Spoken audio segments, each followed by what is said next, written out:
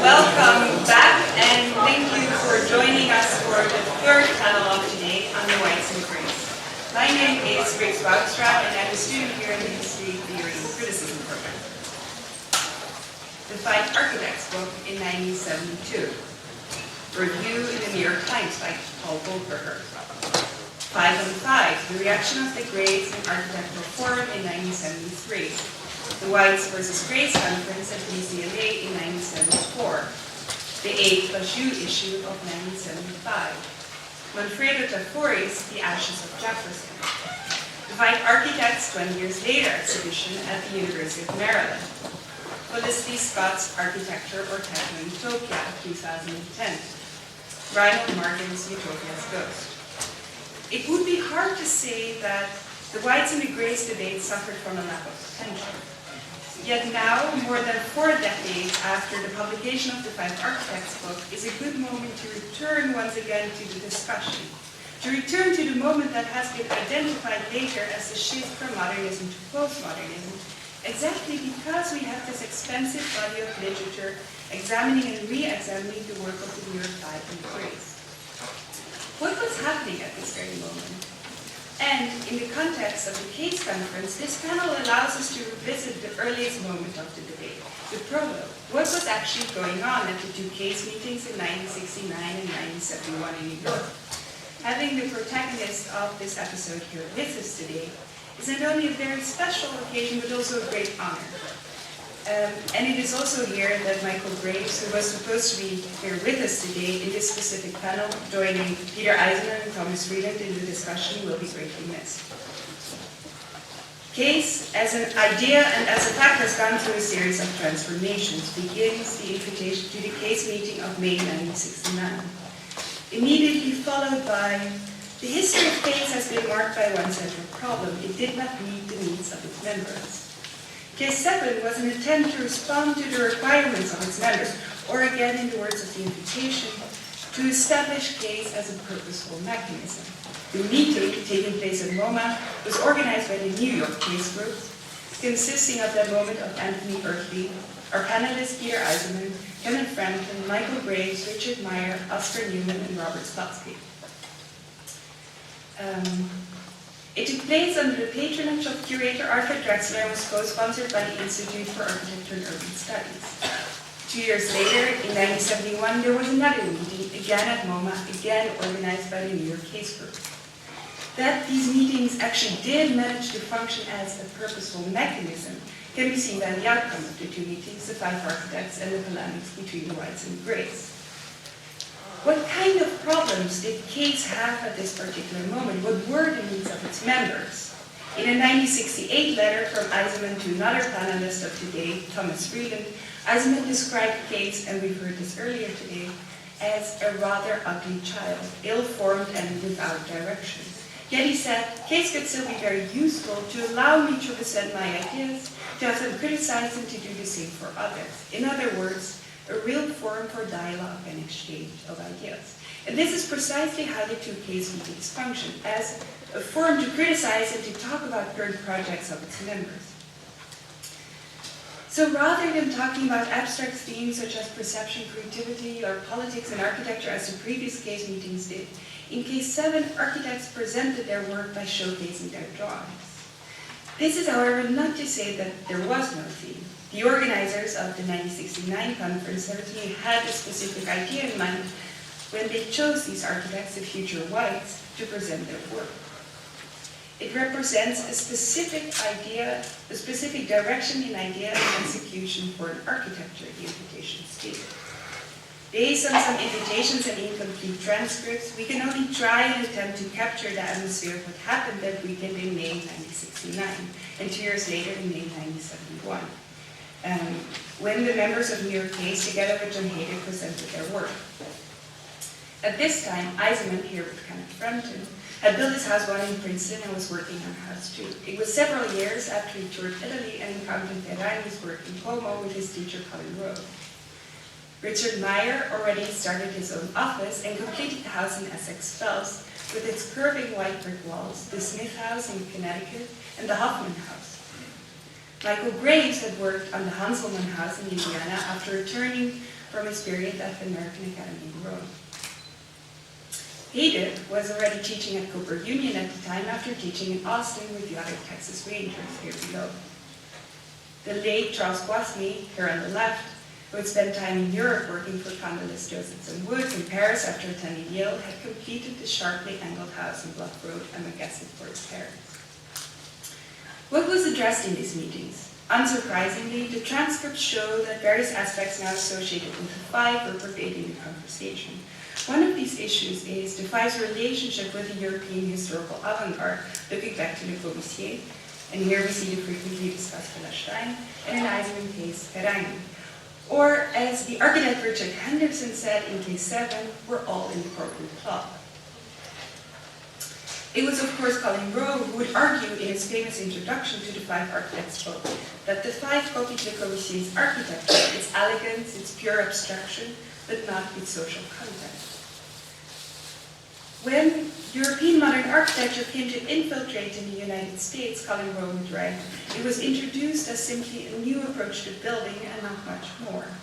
That is, it was introduced largely purged of its ideological or societal content, and it became available not as an evident manifestation of socialism in some form or another, but rather as a décor de la vie for Greenwich, Connecticut, or as suitable for the corporate activities of enlightened capitalism. Anthony Erkley brought up another aspect in the meeting.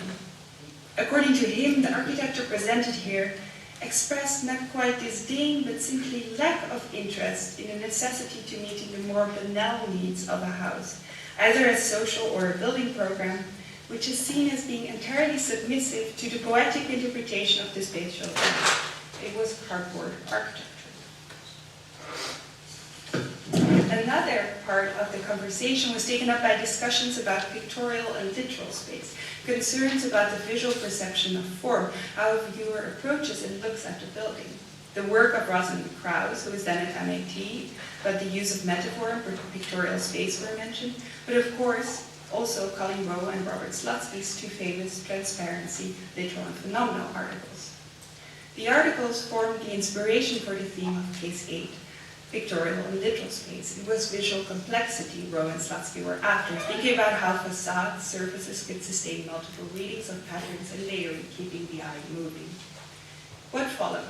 In 1972, Five Architects was published. And this was really the first time these architects had published, or at least this is how Michael Graves would remember it. A year later, in 1973, Robert Stern, Robert Venturi, Charles Moore, Jacqueline Robertson, and Romualdo Jurgala reacted in architectural form to the wide architecture of the Five. The Graves, as they would become known after this, hadn't been part of the case. Venturi was present at the first meeting, but had left, perfecting his later position, stating that if it wouldn't lead to architectural commissions, he would rather not join. In 1974, Thomas Vreeland organized a debate at UCLA between the Whites and the Grays, moving the East Coast discussion to the other side of the country. And here we see, from left to right, Tim Prentice, Tony Lumsden, Cesar Pelli, Richard Meyer talking, Charles Moore, Michael Graves with his sunglasses, Bob Stern with his back towards us, and Thomas Vreeland. At this meeting, the color code was expanded with the so-called silvers, architects concerned with high technology. Today, it is a pleasure to introduce to you Reinhold Martin, Peter Eisenman, and Thomas Vreeland. Reinhold Martin, who will moderate the panel, is a professor of architecture at Columbia University, where he directs the Temple Pointe-Bual Center for the Study of American Architecture. He's also founding co-editor of the journal Grey Room and has published widely on the history and theory of modern and contemporary architecture. His work centers on histories of space, power, and aesthetic imagination, particularly as mediated by technical infrastructures. Related areas of research include architecture and epistemology, localization in cities, and media history. Peter Eisenman is an internationally recognized architect and educator whose award-winning large-scale housing and urban design projects, innovative facilities for educational institutions, and series of inventive private houses attest to a career of excellence in design. Prior to establishing a full-time architectural practice in 1980, Mr. Eisenman worked as an independent architect, educator, and theorist. In 1967, He founded the Institute for Architecture and Urban Studies, which we'll hear more about later, and served as its director until 1982. Currently the Charles Wathney Professor in Practice at the Yale School of Architecture, Mr. Eisenman's academic career also includes teaching at Cambridge, Princeton, and Harvard. Then finally, Thomas Vreeland is an architect and an educator. He has a BA and a BL from Yale University and studied at the Sorbonne. He worked with Louis Kahn, taught at Penn University, and was chair of architecture at the University of New Mexico. He was also the first chair of the MARC program at UCLA in 1968. In 1974, Vreeland organized his short conference, The Whites versus the Greys versus the Silvers, and the following year he was research architect at the American Academy in Rome. Please join me in welcoming Reinhold Martin, Peter Eisenman, and Thomas Vreeland.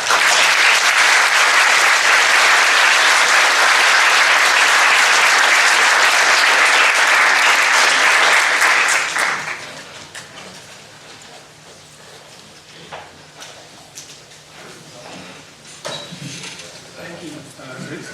And what we are going to do is both of our speakers are going to speak for a bit. And I'm sure you're eager to hear from both of them. So Peter will speak first, and then Tim will also show some slides. So Peter. Thank you. I hadn't decided, I didn't know what I was going to do until I heard two panels, and now I have some sense of what I would like to do, and most of it will be a personal recollection.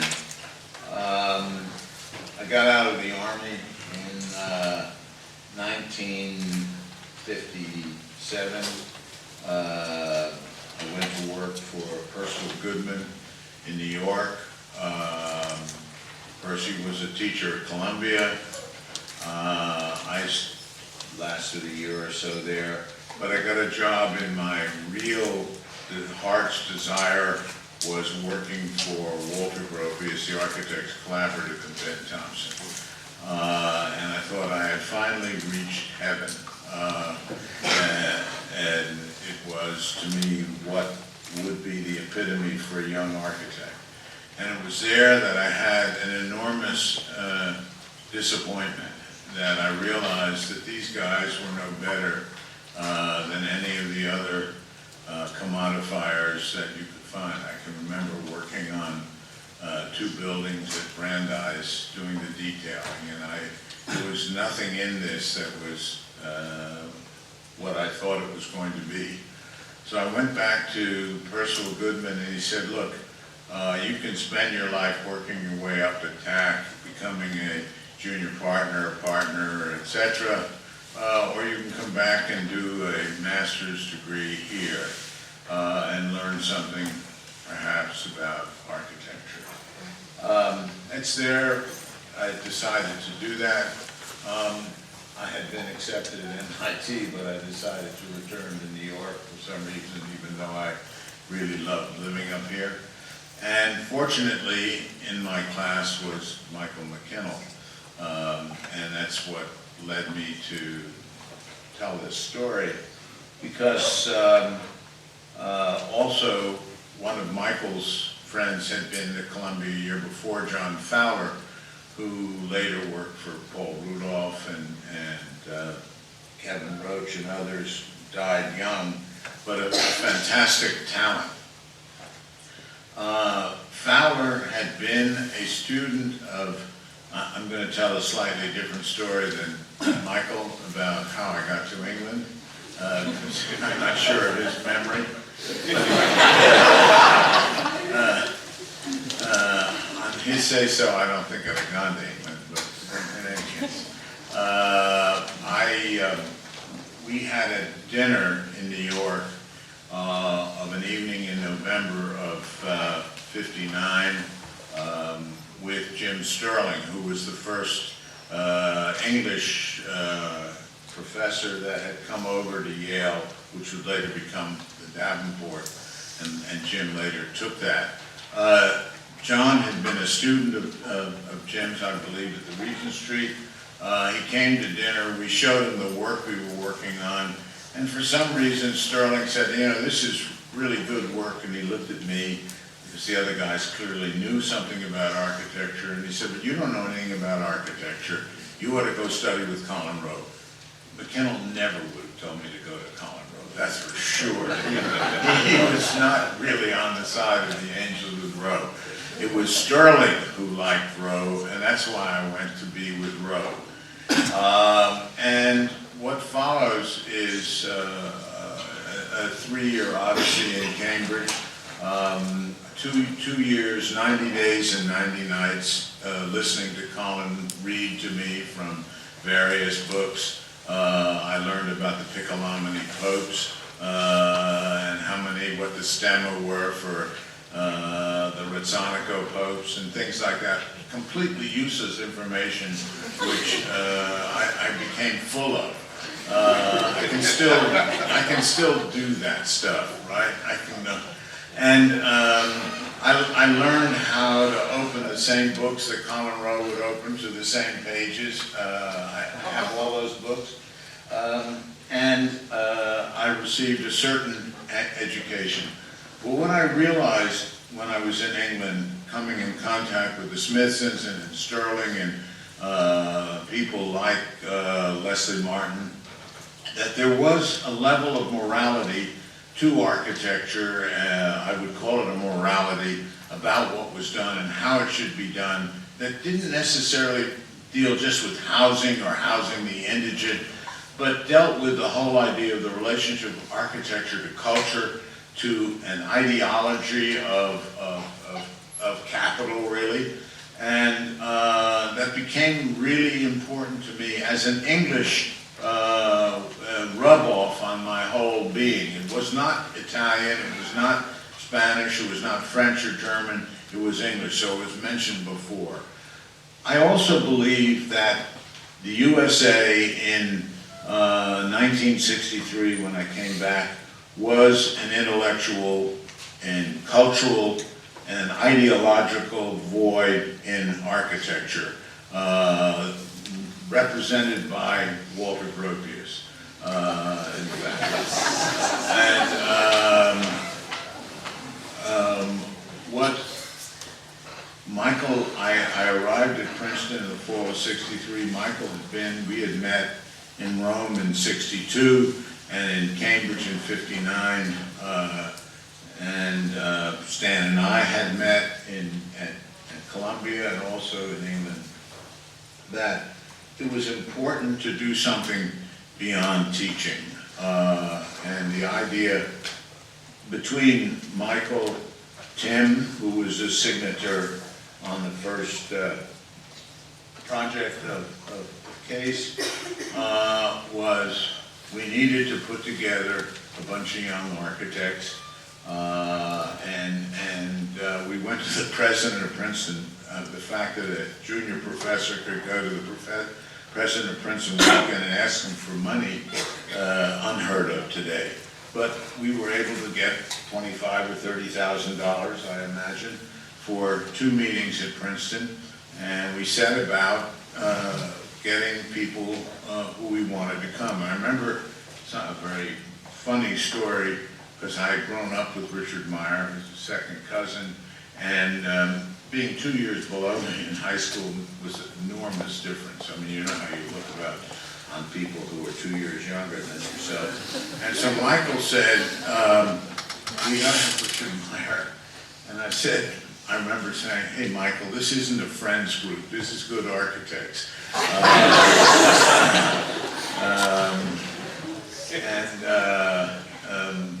Richard and I have remained friends ever since.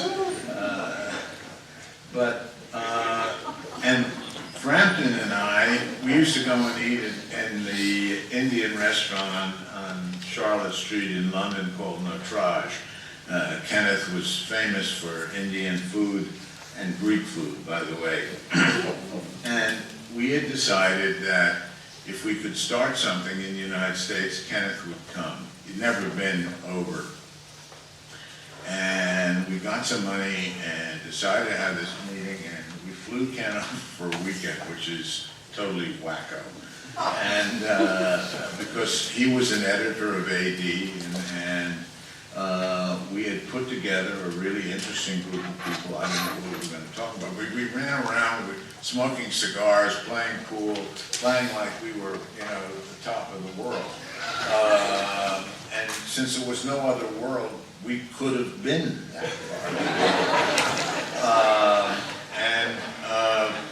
We met at Princeton, and it was, I think it was a very useful meeting. We decided on certain things, but on Sunday morning, the first break in a theoretical idea of modern architecture or architecture in the United States occurred when Scully and Venturi left, and they left for ideological reasons. It wasn't because Vince had come to take over the leadership of the young American architects. He was going to be the leader of America first.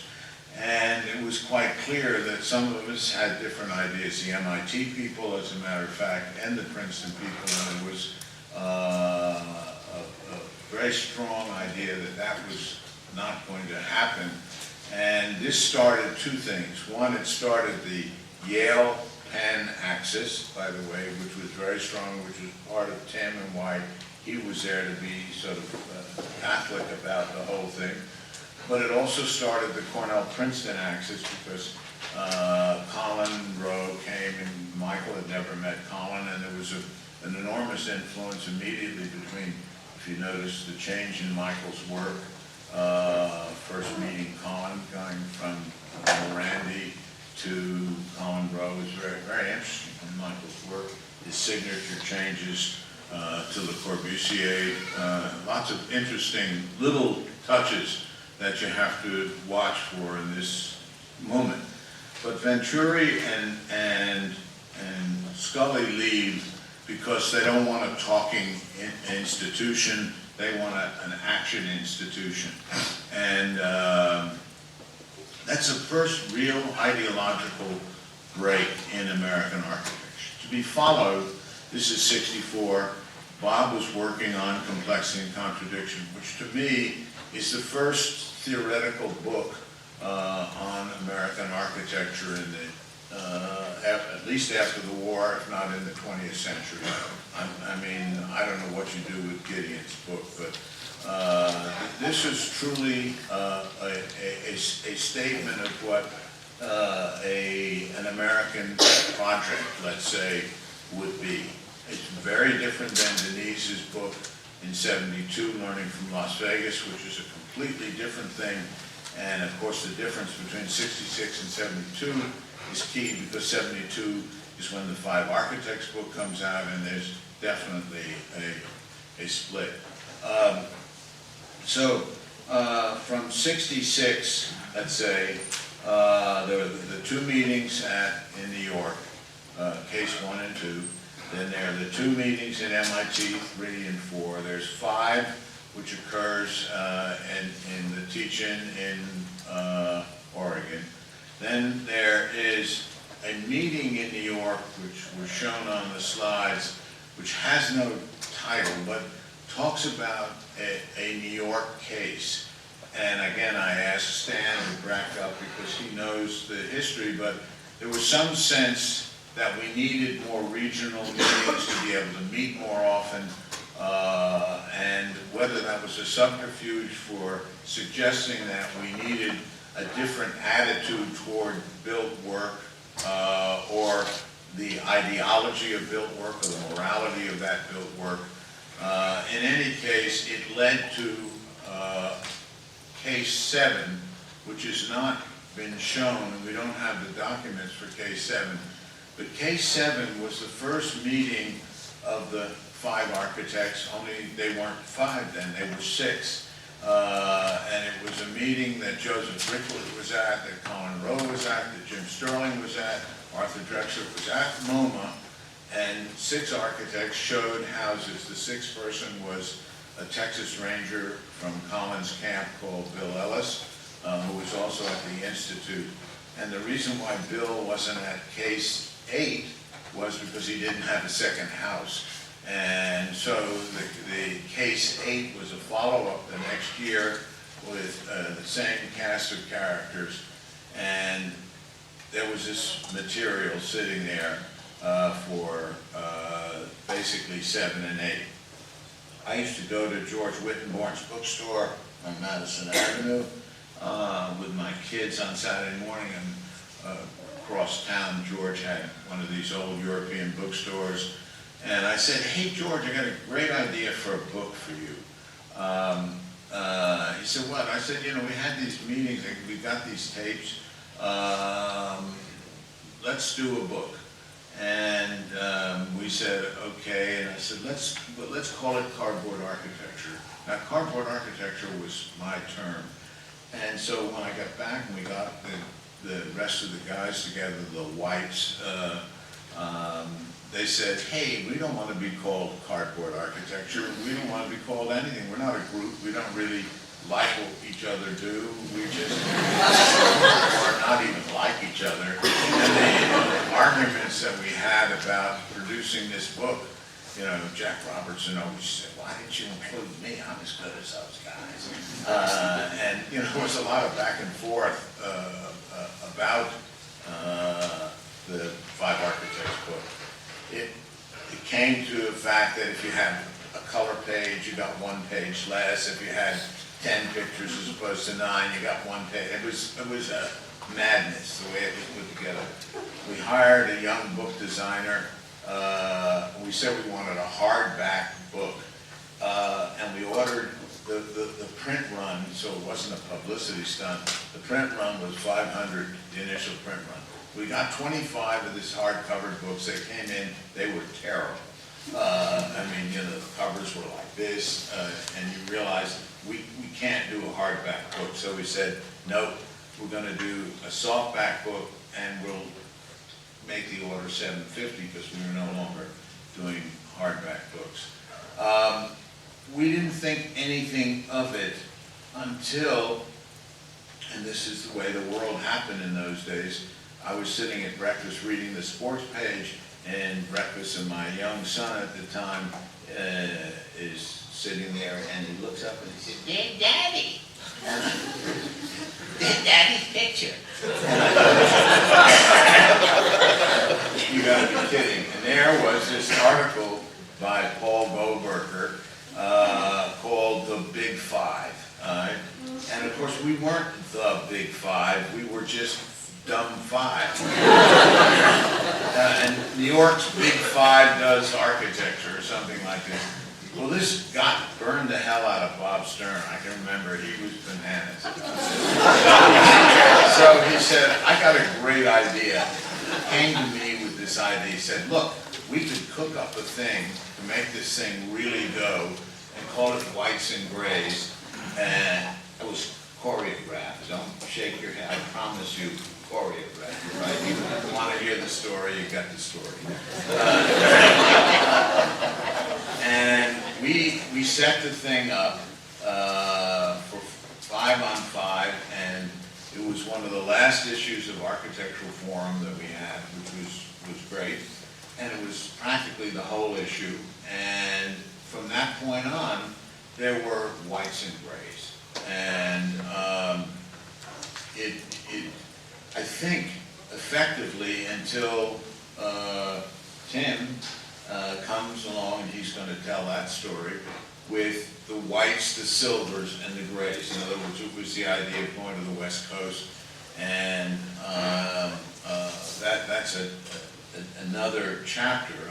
He asked me where was case 9. I haven't a clue. I know that 10 was sort of symbolic of the difference from 64 to 74. One last thing before Tim goes, I got to tell you about the guy who threw the parties. So we went out to the West Coast. There were a lot of the whole whites and grays, and we met the silvers, etc. And we gave lectures at UCLA. I mean, it was like 10 days in May or something like that. It was like the teach-in at John's place. And the first night there was a party in a garage. And I thought, who's that little guy there that seems to own this garage and throwing the party? Oh, he said, he's an architect. And I said, well, he's not in this. And he said, no, he's not a silver. He's a developer architect. I said, oh, okay. And later I found out that it was Frank Gehry. So I want to go on record to say we didn't keep Frank out of that meeting. I didn't. No, I didn't keep Frank out of that meeting. And so that was really, I think what I wanted to say, I believe a couple of things, that there was a resistance, there was, as Michael said, an anger that calibrated into something like case group. Why a case group couldn't happen today? One, there would be no sponsoring institution. Number two, there's no voice of authority. In other words, there were no big guns around today for anybody. I mean, what do students react against today? I don't know. But when we were teaching in the 50s, it was Wright, it was Kahn, it was Corbu, it was Mies. There were, and then in the 60s and in the 70s, it was Sterling and Rossi and Venturi. And today there are no authorities, so there are no resistances. And that's a big problem, I think, for the situation that we as teachers, as architects, find ourselves in. I was saying, every time I go to Boston and see Michael's building, I say there is no way that anybody in the United States, in any state of mind, would build that building today. Impossible. And so it was a great, even though it cost me my future practice with him, it was a great undertaking, and I think something that tells you the difference between the moment in time and the moment in time today. So, Tim, tell them about Frank Gehry.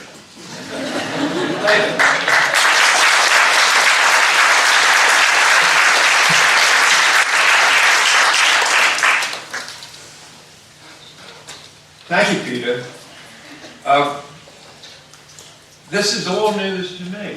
And I'll tell you why, because as you may have or not noticed, I was present in all the case meetings right through 5, and then I seemed to vanish. 5 was the Oregon meeting, and the reason was that in 1965, I hit the road and went west. First to New Mexico, where I was for 3 years, and then in 1968 to Los Angeles, to UCLA. So all this stuff that I left behind me in New York, I had difficulty following, and I suppose because I was busy starting the department at UCLA and other things, keeping my practice going, I didn't have time to go back east and participate in these things. However, something did happen, and it is case 10. So I want to tell you about case 10. This is how it took place. In 1973-74, Henry Millen was director of the Academy, the American Academy in Rome. And he very kindly invited me to be architect in residence, to come to Rome for a year. Well, what an opportunity. Unfortunately, I was terribly busy, both with the school, and certainly with my practice, my fledgling practice. And so I said, Henry, I have to turn you down because I can't spend an entire year there. He said, all right, I know what we'll do. I'm going to ask Richard Meyer if he would share the residency with you, and he'll be there half the time, and you'll be there the other half. It worked out. It was great. Richard and I used to spell each other, and there was one time when our visits overlapped. We were both in Rome together, and we were talking about the old case days. I was curious about them. He was bringing me up to date. And he said, you know, Tim, I've got an idea. let's have another case meeting, and let's make this one in California. Do you think you can get your dean to pay for it? I said, well, I'll certainly try. It sounds like a very exciting idea. So I went back to Los Angeles, and he went back to New York and contacted this guy, Eisenman, and said, Peter, do you think we can put this together? Let's get all the old gang together and go out west. And Peter knows that end of the story better than I did, but he did a terrific job from the list of participants, which I will read you soon, shortly. Peter made one stipulation about coming out to the West Coast. I'm quoting from my own letter. There should be a group of West Coast architects, teachers, architects/teachers, equivalent to the existing case group to meet them and to act as a sounding board. He didn't want to come out there, and he was quite right, talk to an audience, not knowing who they were or anything. So this is how Caesar Pelli and I came to form the Silvers. And I'll tell you more about that later. The Silvers were, by definition, now it's important that you get this, 7 émigrés, the French word, architects, with no ties to the California region. That was important to us. Déracinés, if you will, who were teachers and articulate about what they did and who could stand up to their East Coast counterparts without being defensive. Now, having given you that definition of what Caesar and I were working with, you have to understand that Frank Gehry did not fit.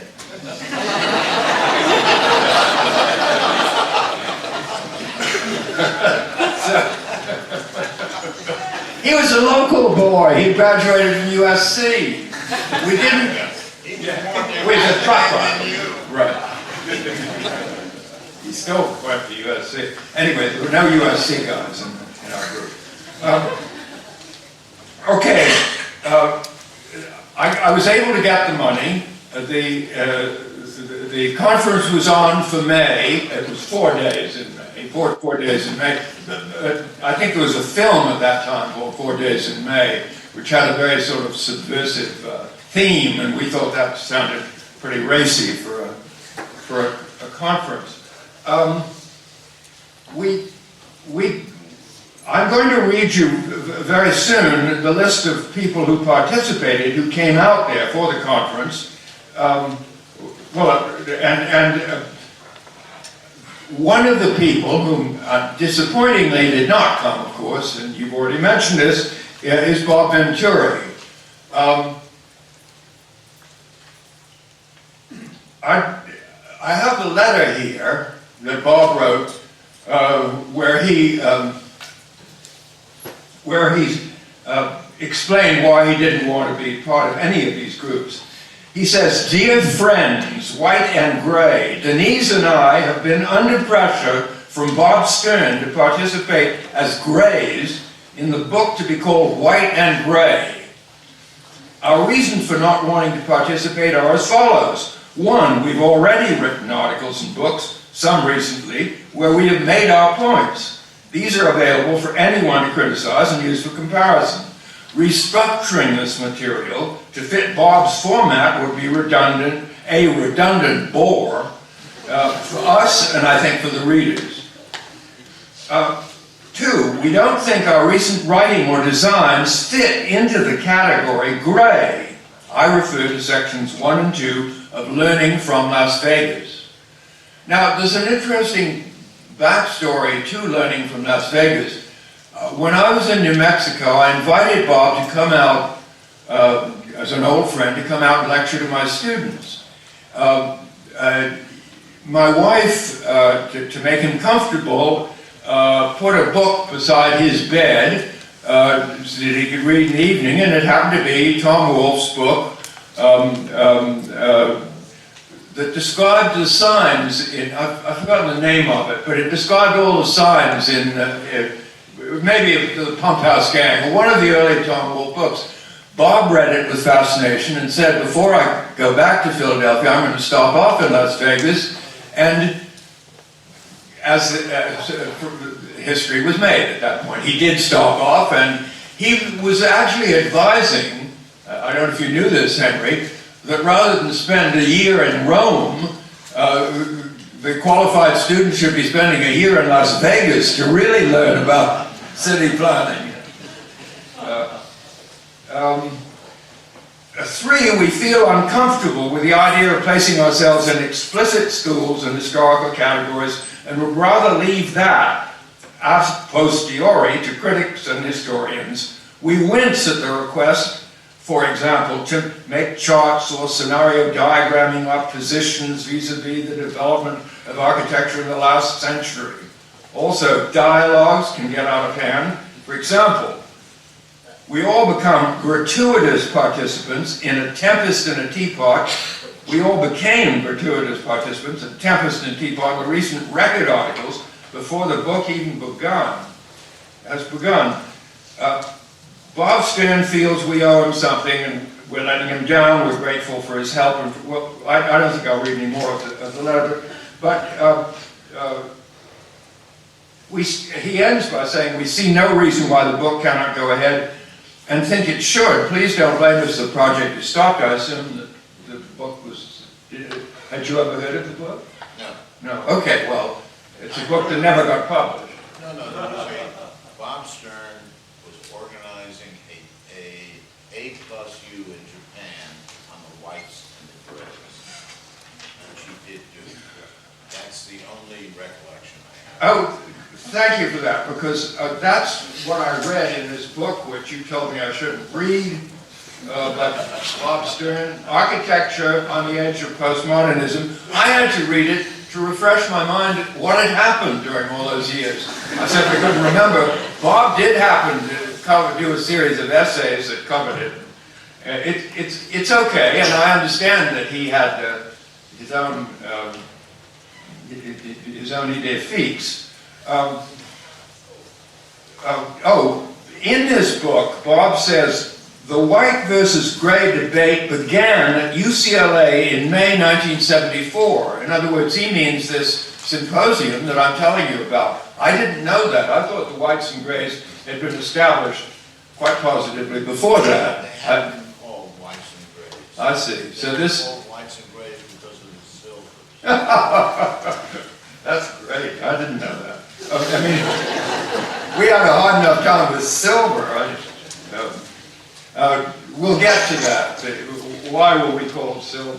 Because we really we took it on the neck several times. All right. Here are the participants in this conference. The white group: Richard Meyer, Architect, New York; Charles Gwathmey, Architect, New York; Peter Eisenman, Architect, Director, Institute of Architecture and Urban Studies; Michael Graves, Architect and Teacher, Princeton; and Werner Seligman, Architect, Teacher in Cornell. He came out. Now, the gray list was Robert Stern, Architect, New York; Richard Weinstein, Office of Downtown Planning, New York; Jacqueline Robertson, Vice President, Alden Realty; Gio Passanella, Tim Prentice, and Charles Moore. Now, the silvers that Caesar and I put together, we tried to get this group that Peter asked us, and we came up with Caesar Pelli and his sidekick, Tony Lumsden, Paul Kennan from the CRS, the big Houston firm, Frank Dempster,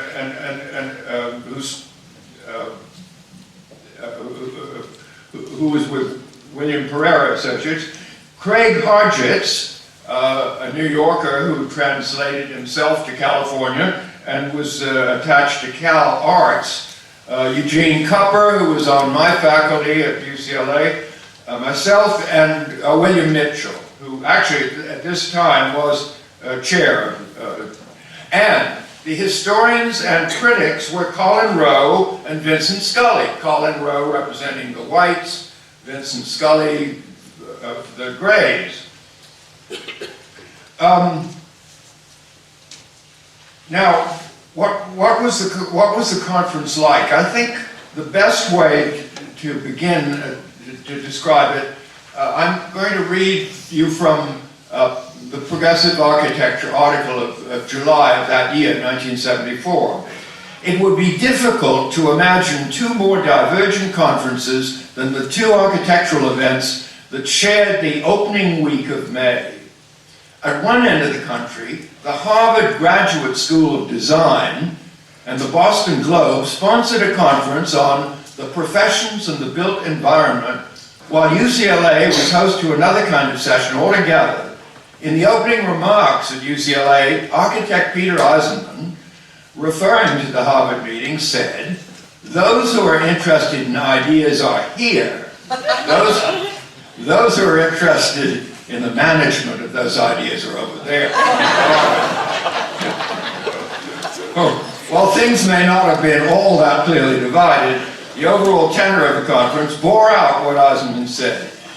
In California, however, 4 days in May, as we called it, or white and gray meets silver, drew together a group interested in design ideas and intentions. Some of those attending applauded the fact that even with the tight university budget, UCLA put together a powerful cast and an interesting program. Basically, it was an assembly of Eastern architects, whites and grays, hosted by Western architects to discuss design, the aesthetic as related to visual perception and historical perspective. Everything else was ruled out of order.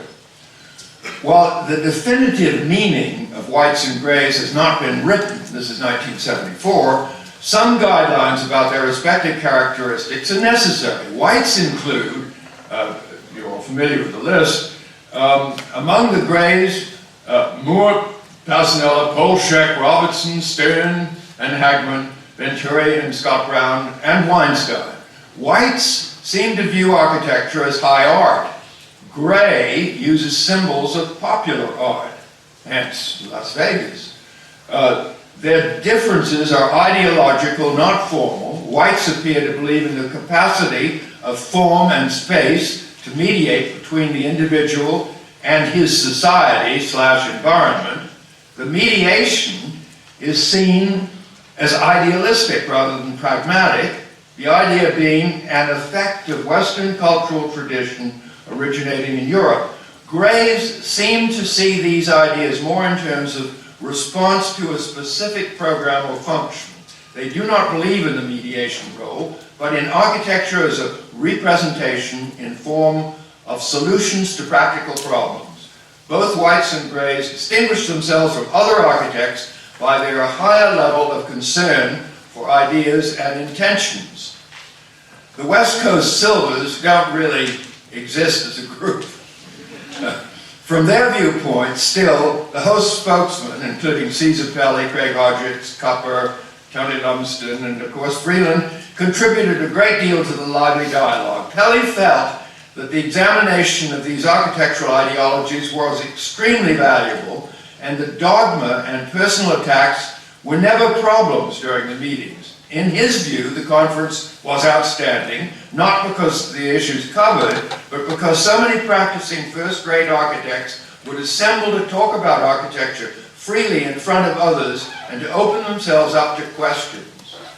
Lecturers for the whites and grays were Colin Rowe and Vincent Scully, respectively. Rowe supported the Marxist view of the whites, but had to admit, feeling like a Marxist when confronted with so many large single-family houses. Scully discussed the new shingle-style architects in his lecture, and he urged the lessons learned from the masters to be taken from their early periods, the mistake of the Villa Savoie, which is too complete to be developed further. Okay, relax. Others in attendance, to be sure, felt that all the whites and grays, except Robertson and Weinstein, because these two men were with the Lindsay administration administering the city of New York, were precious object makers. That that accusation came up often.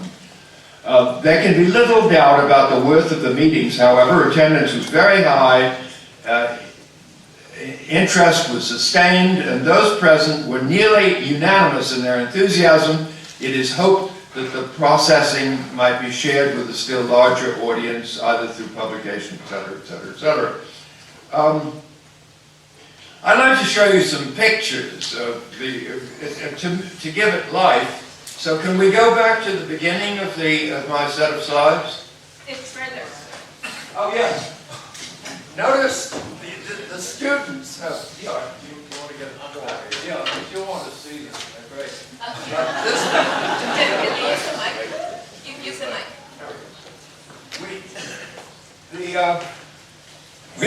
We asked the students to pick up our visitors, and so they produced a gray car, a white car, and a silver car, waiting at LAX to pick up all their visitors. And they were really excited. Now, what do I do to just click this? Oh, yeah, that one. Okay, great. Here you see two of our students in the front seat, and with them then are Charlie Guathmy, Colin Rowe. You see him just peeking out from behind that poster, and Peter on the other side. And they're in their appropriate white car, they're all whites, being motored back to UCLA. This, I think you've seen this picture already. This was taken in the courtyard of our school during one of the breaks of the conference. And let me identify everyone, for those of you who do not know them. Can you hear my voice? Tim Prentice on the extreme, high up on the extreme left. Below him, Tony Lumsden, a silver. Prentice is a gray. Caesar Pelly, a silver later dean at Yale, and he still lives in New England. Richard Meyer in the back, right beside him, and below him then Charles Moore, a gray. Michael Graves, above with the dark glasses, very California. With his back to us, Bob Stern and myself.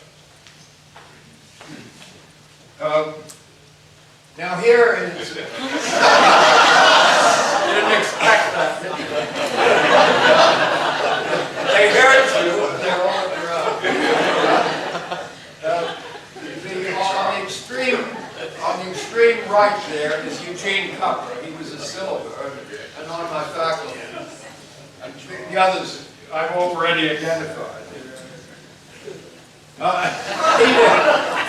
This is when we were all young and pretty. That's what I wanted to say. The amusing thing about this conference is that you're sitting up there in your youth, looking down at us, old fossils, but in fact, in spirit, and we are reliving what we were when we were your age. It's a juxtaposition. We're almost unrecognizable. And now this is typical of Peter. He adapts himself to the native context. He went right out and bought a ruined UCLA shirt. And then I forget what you did, Peter, but you got in ahead of us and you sat up there and you lectured to the students. Okay, now I'd like to, this is the conference table. You can see how long it is. Let me read who all these people are. At the far right, or far left rather, let's start there.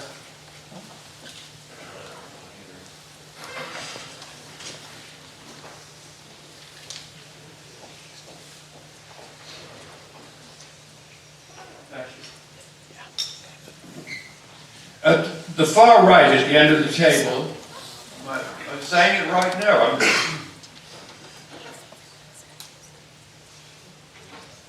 I'm sorry. Let's start the other end. At this end, because that's the way I got them listed. Michael Gray, sitting at the end of the table. Next to him, Richard Meyer. Next to him, Bob Stern.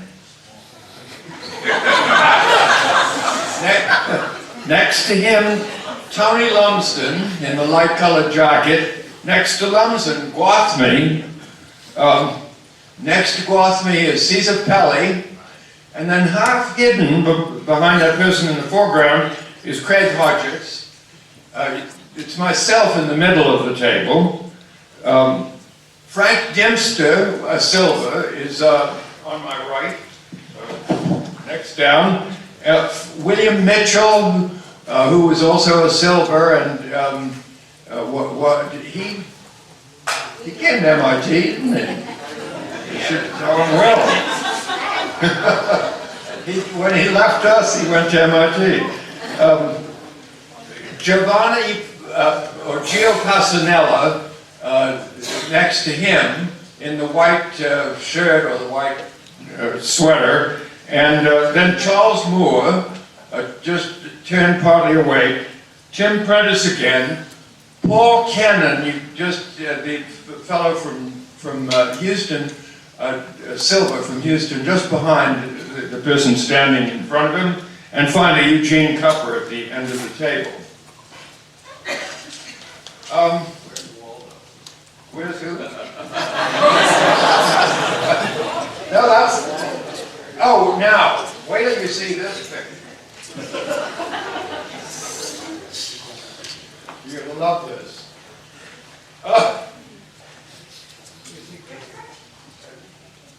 Let me identify the people here. Jack Robinson.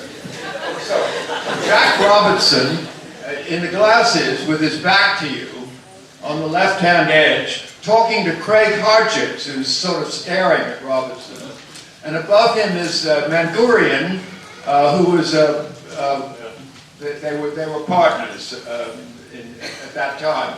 All the way down here is Richard Weinstein. You can just see the top of his head. Now this was a party that was given at a house that Moore had just completed at the time, Lee Burns. And it was taken from a staircase looking down. Caesar Pelly stands in the middle of the picture, and waving at you is Werner Seligman. Now who's above Werner Seligman? Frank Gehry, exactly. So Frank was very much a part of this conference. In fact, he enjoyed it enormously. He turned up for everything, and he's talking to Paul Kennan, incidentally.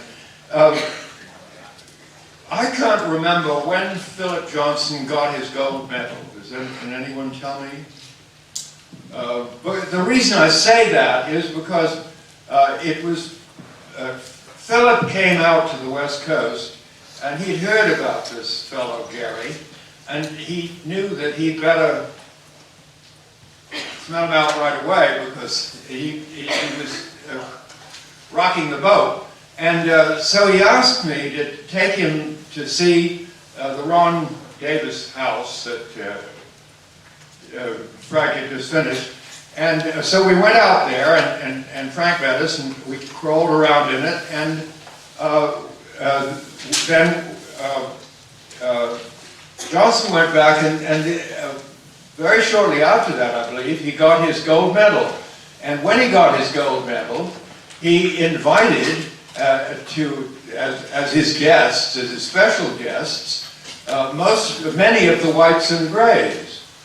Probably quite a few, some of you here were, Peter, you certainly were in that group, weren't you?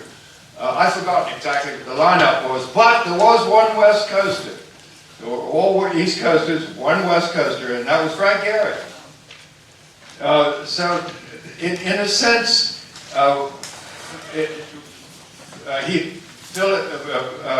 Gehry just finished his house, or he was just doing his house in '74, I believe. And Johnson's nights. And so, in a sense, Frank has nothing know?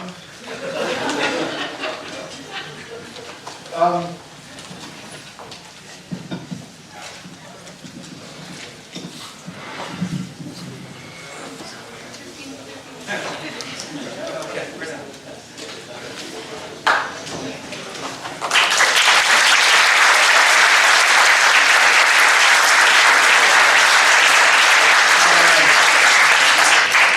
Okay, well, that was fun, wasn't it?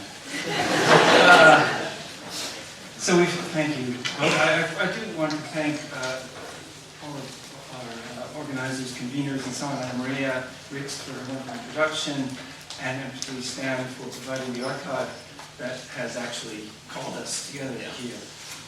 And so, in that spirit, the spirit of history, it occurs to me that while we've heard about the parties, the cars, the album covers, the excommunications, and so on and so forth, but very little about ideas. And so, you know, in some sense, you've confirmed what has been historically the interpretation of this thing, is that this was a debate about nothing. Now, I actually don't agree with that interpretation. I don't agree with that interpretation. I think there is something at stake, but I think, so, in the spirit of this exercise, this archival exercise, don't forget they're recording it. So, everything that we say is evidence for others who are going to say something else about what has been said here. So I take it partly as my job to extract as much evidence as possible. We're the participants, not the I know. historians. Well, I was not there at the party. Nobody invited me. Yeah, you guys. I'm here to ask you guys some questions. So the question, actually, I believe, I remember from the email chain that Richard Meyer would have been on this panel. Yes. At some point in the various mixtures. Unfortunately, he wasn't able to be here. But my question actually would have been to him. And so maybe you can help me, since both of you know him. Because, so Anna-Marie, when you presented this wonderful panorama this morning, you quoted Richard Meyer saying something about the historical dialectic. And I have to say that I had to do a double take because I was not used to hearing such words being associated with a figure like Richard Meyer. But this was interesting to me. This is where I do think there's something at stake. All the confusion about who's a Marxist and who's not and whatever, all that stuff is also interesting, not for what it tells us overtly, but somewhat in the spirit of the previous discussion, for what is sort of not said and hence spoken quite loudly. So, I really want to ask, in effect, the most straightforward historian's question, which is really like, what happened? Like, how was it that we began, or this project began in 1964, with a figure like Richard Meyer, referring, I suppose, I believe in all earnestness and sincerity, to something like the dialectic of history. Maybe not, but I'm assuming, and also to, asking questions like, as in the first panel this morning, Fletcher's relationship with power. He signed up for the power panel, I believe, and when the Stan's charts were there in the morning. And then, and we're at the party in the end. So clearly this is not just a party. There is something in play here still, in let's say, the denouement that you just described very eloquently, both of you, either in New York or in LA. And I want to see if we could really try to figure out, and maybe that is the job for those who are going to be listening to the recordings, but maybe we can help them by supplying as much evidence. So for example, very, very pragmatically, I really would like to know what you were reading. It was interesting to hear the Tom Wolfe story. That was very illuminating, actually. This wasn't a wasteland. You guys were reading a lot. And Richard Meyer clearly was reading something too. So what were you reading? Well, first of all, I don't think it's... Oh, yes. I don't think we should put Richard Meyer's toes to the fire. No. that's crazy. Arthur Cohn was a guru in New York who used to feed Richard certain things, for sure. And if Richard was talking about the Marxist dialectic, it came from Arthur Cohn. Arthur was a bright guy. We used to read Arthur Cohn. I was in '64 when I came back from Cambridge. I would be reading Levi-Strauss. I would be Roland Barthes. We were reading structuralists, right? I was reading Noam Chomsky. You know, misreading these people. Yeah, 60, I'm talking about 64, because when I came back to Princeton, that's what I was doing. You know, Derrida doesn't come on the scene till much later, Deleuze and those kinds of figures. I was reading Thomas Pynchon. You know, I guess it was 74 when Gravity came out, but I had read, I mean, he was a classmate of my brother's at Cornell, so my brother knew him and sent stuff. What happened, I mean, my reading history, for whatever it's worth, comes out of my brother, who was a comp-lit philosophy major at Cornell. When I was in Korea, the anchor books came out, all of the Saabs and Gide and Fournier, etc. And my brother would send me every week a new load of books. I had nothing to do in Korea, so I read every anchor book from 1 to 90, I guess, when I was in Korea, which was the background of my own reading.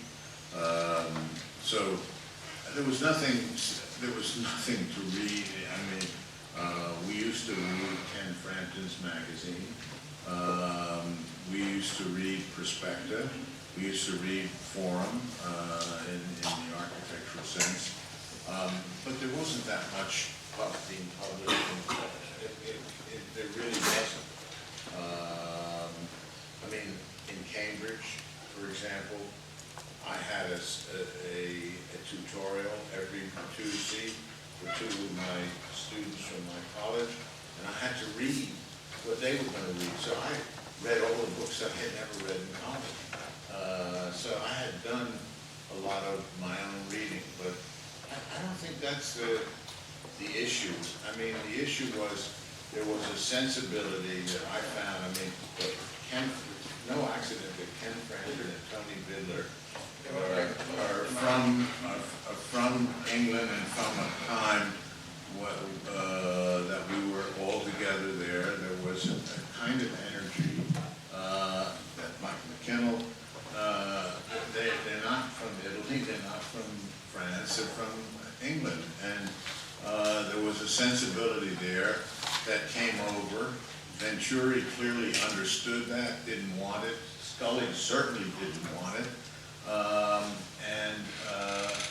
That sensibility was nurtured by a lot of people here under the umbrella, for one sense, of Case, another, the schools we were in. And that's why, you know, we're here talking about that umbrella. Is there such an umbrella today? No. Is it possible for such, who would finance it? No. I think things are very different, and you know, much more fragmented and spread widely. Are there places where young people gather? Yeah, there are. Are there good young people? No question, right? I would have thought the only value of this for students is to say, hey, we can do something like this. We can have, you know, get together and talk about things. And we did talk about it. I mean, those meetings at MoMA on 7 and 8, the critiques of the houses were brutal. I mean, you saw Colin's review of the 7 and 8. And Sterling was no easy. Rickwood was not. I mean, you know, Ken. There was a lot of critique that went on, and it did ultimately involve ideology in a certain way. And the fact that we didn't publish a magazine that Ken was supposed to edit is not for lack of meeting and talking about it or wanting to do it. And there was a lot of energy that didn't want to do those things. I wanted to, yeah? I wanted to point to a book that we were reading, and I'm sure you did too. Sandy Wilson came from England to introduce us to Christian Norberg Schultz, The Meaning of Architecture. We enjoyed it, we liked it, we read it with great, and I actually developed a lot of my teaching. And I developed my PhD against it. I didn't know that, Peter. Yeah. Sorry. That and Alexander were the two books that, yeah, I saw you flash that book and I said, oh, I'm gonna have a problem. Yeah. Now, I have here the transcript from one of our meetings, the first meeting, actually, out at UCLA, and I want to quote you. It'll amuse you. Eisenman points to the Yale/Penn axis, and we're talking about whites and grays, right? The Yale/Penn axis and the Princeton/New York/Ithaca axis. Now, he wants to define the difference between whites and grays. Of the whites, he says, they're concerned with the capacity of a form in space to affect the relationship of an individual with society. Very noble. The grays are more concerned with program function and a set of immediate problems. Guathme pipes up at that point, I've just become a gray.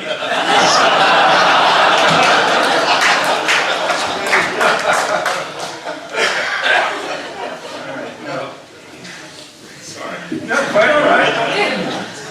Yeah. I know, this is what happened. Yeah, I want to just quickly, we'll have some questions from the audience in a second. I just want to push a little bit more on, in a sense, the intellectual dimensions of this. Because I say this also, I think I speak somewhat on behalf of friends and colleagues here and who may be also watching. That many of us owe a great debt to this project in its many dimensions, institutionally, intellectually, even if we, in our own ways, have, resisted just as you did. So, it's very, very interesting to try to, in a sense, explore the texture of the resistances and the pressure. Okay.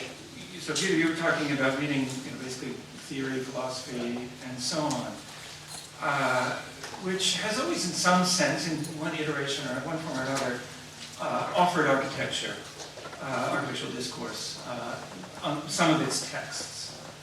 What other, I'm starting maybe with Tim. What were you looking at besides one another's work?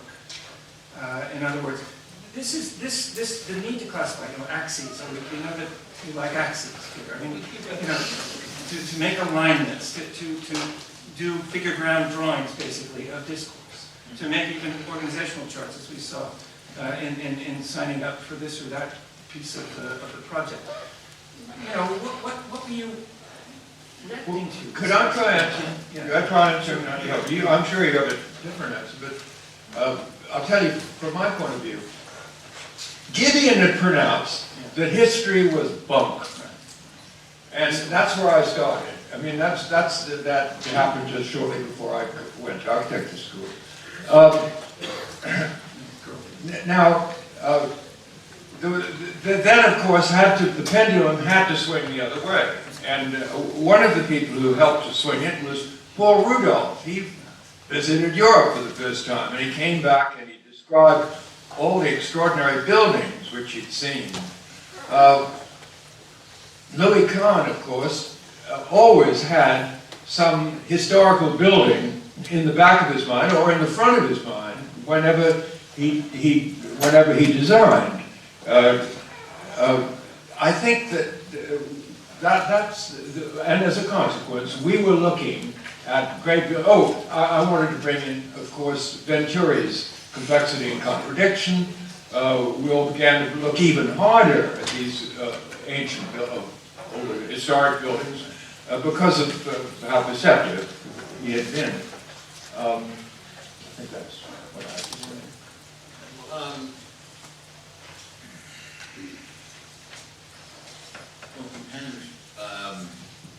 When we're talking, if we're talking 64, Michael and I went over to see Jim's project. Jim took us through the project. I remember the famous incident with Ken Frampton, one of my favorite Ken Frampton stories in Europe. Michael and I went to Europe to see Jim, but we went to see the Maison de Verre in Paris, and so we called Ken and said, can we come on Tuesday? He said, not Tuesday, we'll come on Wednesday. So we arrived in Paris on Wednesday, and I thought maybe we at least would have a nice French lunch, but Ken wanted a Greek lunch. He was still that steak, I don't know who it was, but anyway, it was Greek lunch. And so we took him to lunch, and then we said, okay, Ken, we're ready to go. And he said, I've got a real problem. I can't let you guys in today. And it stuck with us. You remember? No, but I mean, you want to know what we were looking at. We were looking at Jim Sterling and the Maison de Verre, and among other things, there were plenty of things to see in Paris. I mean, to go to the Pavillon Suisse, the Maison de Roche. I mean, we were looking at Corbeau. Basically, we were looking at some late French 19th century stuff that Michael was interested in seeing. But after that, we certainly weren't looking at stuff in the United States. I mean, we weren't taking trips to Oak Park or Detroit or, was not. What the Greys were doing. That's what the Greys were doing, probably. A question. We do have time for a few questions. Yes. The first letter to the first. Sorry.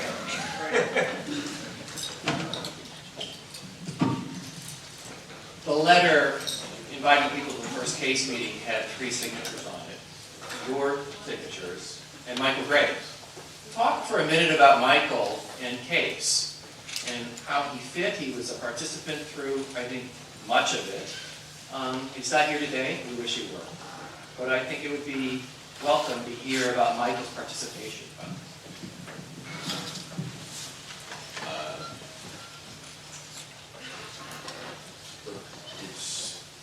I just got done with my eulogy for Michael, right? If you need to, I don't think Michael, I said in this talk, I don't think Michael was ever a postmodernist. I think what he did when he was on, after Benacerraf, Hanselman, and Schneiderman, which were 3 great projects, he had an enormous talent. Suddenly he felt the need to shift. It wasn't due to Venturi and complexity. It was some other energy. And Fargo Moorhead was an amazing project. And Was it built? yeah, we built it. Portlandia was, a different project. There were some real early Michael Shift projects that were great. I mean, I had one of my students just yesterday did an analysis of Fargo Moorhead.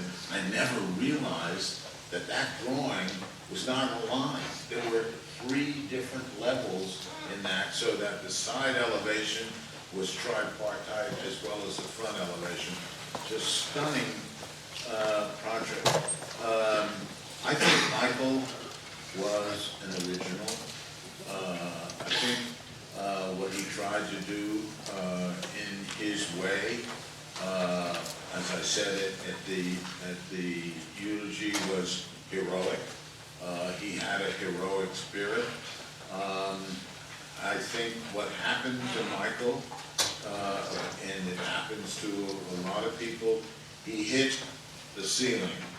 In 1980, he was top dog, top of the world, Venice Biennale, etc. And then he hit the Whitney in New York. And the Whitney he wanted very much.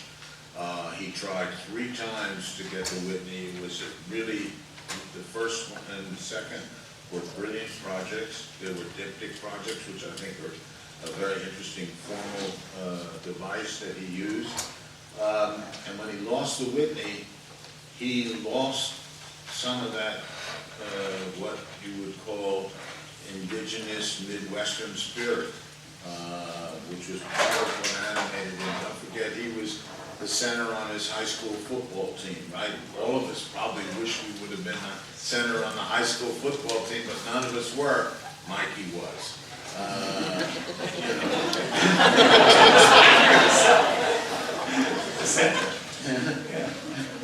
Anyway,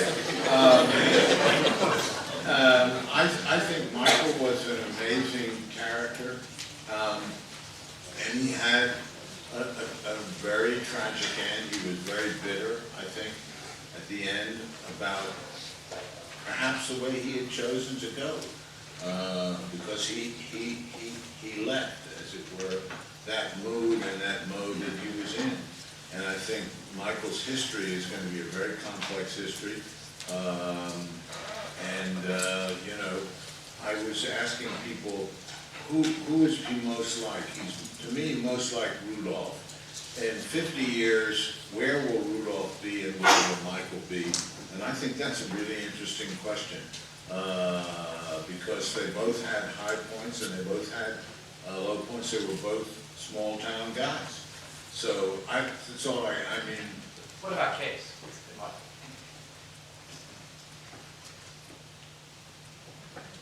I mean, what about Case and Michael? You know more about it. You're doing the book.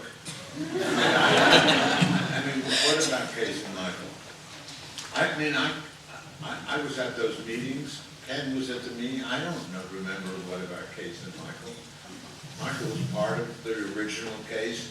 He was part of what this person called Eisenman Graves, right? I was half of Michael. He was half of me. Huh? You were? Yeah. I met you both together. You were. You did all the talking.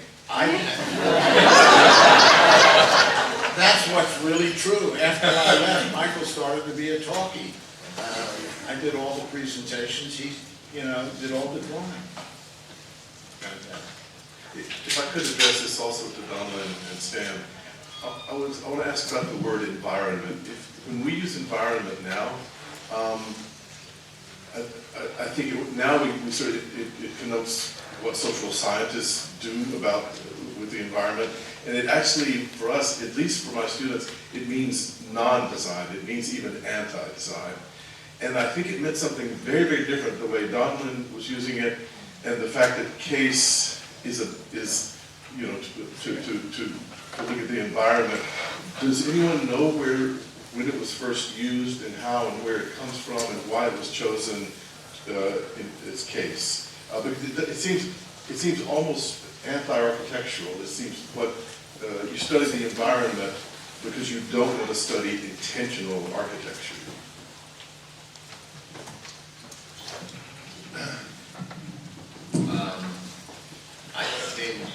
Michael, I can tell you this, that the Institute for Architecture and Urban Studies took its name, but didn't say environment, it said urban studies. We could care less about urban studies, but the only way we would have been supported by any agency at the time was to have urban studies in the title. And I think somehow that energy must have been in that nomination of Case. I don't know, but I have that sense. I think that Berkeley has certain responsibilities to this, because that's certainly where I first heard it from. Donlan, can you support me in this, or that wrong? Oh, no, I think it does. I think Berkeley does stand as having adopted that, and still adopting that. But the interpretation that it's against design is not the way Berkeley sees it. Yeah. What Berkeley sees is the environment as a source for energies for thinking about a very complex design world. Talk to Margaret Frost. All right. She's a recent arrival of Berkeley. She may, well, I have been not active teaching at Berkeley since Margaret arrived, so she may have a more up-to-date version of what. Well, but that was not the original. No, it was not seen as a hostile environment. It was seen as that which we are in the midst of and must pay attention to and draw energies from. But you know, it's interesting because it's kind of ideological role. Because University College, School of Architecture, the School of Architecture in University College becomes a School of Environmental Studies. And it links itself totally to Berkeley, with Rowe and Davis, right? And at a certain point now, I can't remember when, it changes itself back to a School of Architecture. It's clear that environment was being used at that time. You know, this whole problem of architects legitimizing themselves. So I think to feed environment into it was to legitimize, to pretend to legitimize themselves, or wish to legitimize themselves in terms of science, in terms of applied science. I mean, this anxiety in a techno-scientific society to have legitimacy, that was inside universities, wasn't it? That was definitely ideologically the project, in my view. And it changes with the time. Yes, but again, I think that's not quite what the motivation was, in fact. That I'm sure that there's, you know, any naming in the university has a legitimation issue to it. But I really very much believe that though it might have had some value as gathering financial resources as well, that it was really environmental design that was talked about, not environmental science, and not environmental engineering. And since you mentioned Llewellyn Davies, I can't resist telling a story I was going to tell earlier. When I was first at MIT, he came because they were doing all this stuff that everybody's so excited about in reforming education. He came and we went around, and we then all went off to lunch. And then he started holding forth, and one of the things he said along the way, early on, was, you know, the problem of architectural education, is that architects can never think about education except in terms of how they were educated. It's always thinking back to what they did. And then he went on, that seemed right, and I was kind of nodding my head. And then he went on for another 15 minutes on various subjects and came back and said, what we must do is educate people to take on any kind of problem that comes along. That's what I learned in engineering school.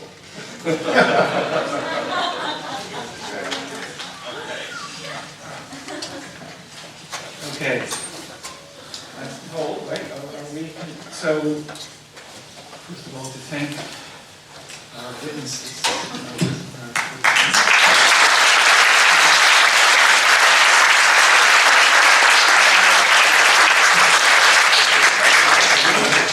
So, don't get up, but, okay, 5 minutes.